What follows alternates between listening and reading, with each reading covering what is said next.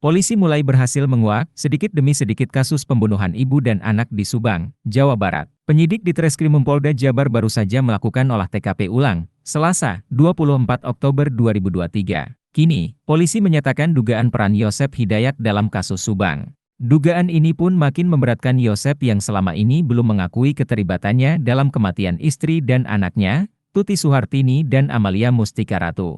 Meski Yosep telah menjadi tersangka, namun polisi sangat berhati-hati dan tidak menyatakan dugaan bahwa Yosep adalah eksekutornya selain dari pengakuan Danu. Pembunuhan yang terjadi pada 18 Agustus 2021 silam, menghilangkan nyawa Tuti Suhartini dan anak bungsunya Amalia Mustika Ratu alias Amel. Polisi telah menetapkan 5 tersangka dalam kasus Subang ini yaitu Muhammad Ramdhanu alias Danu, Yosep Hidayah, suami Tuti dan Amel, Mimin Mintarsih, istri kedua Yosep, serta 2 anak Mimin, Abi dan Arigi.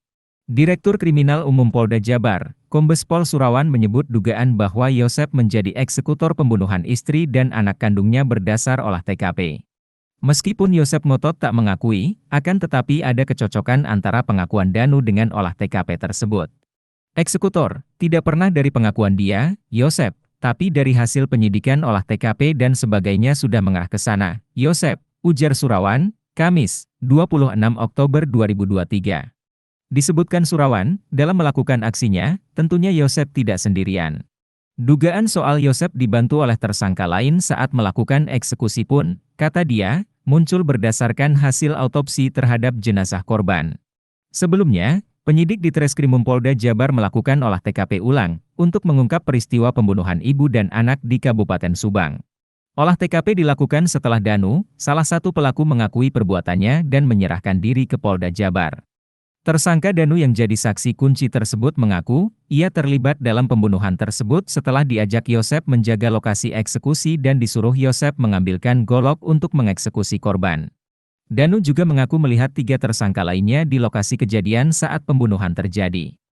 Pengacara Yosep yaitu Rohman Hidayat mencurigai tujuan Danu menyerahkan diri untuk menjadikan 4 kliennya yaitu Yosep, Mimin dan 2 anak Mimin Arigi dan Abi sebagai kambing hitam.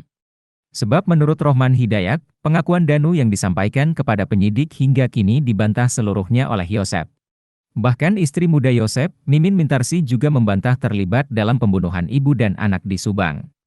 Rohman menilai ada yang kejanggalan dari penetapan tersangka terhadap 4 kliennya, yakni Yosep, Mimin, Arigi dan Abi. Sementara itu Lembaga Perlindungan Saksi dan Korban, LPSK, disebutkan telah menemui Danu, yang mengajukan justice kolaborator dalam kasus tersebut.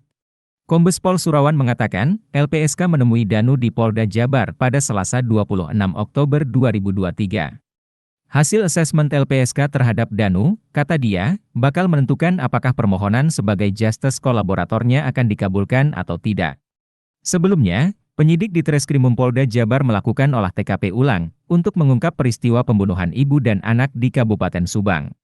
Olah TKP dilakukan setelah salah satu pelaku mengakui perbuatannya dan menyerahkan diri ke Polda Jabar.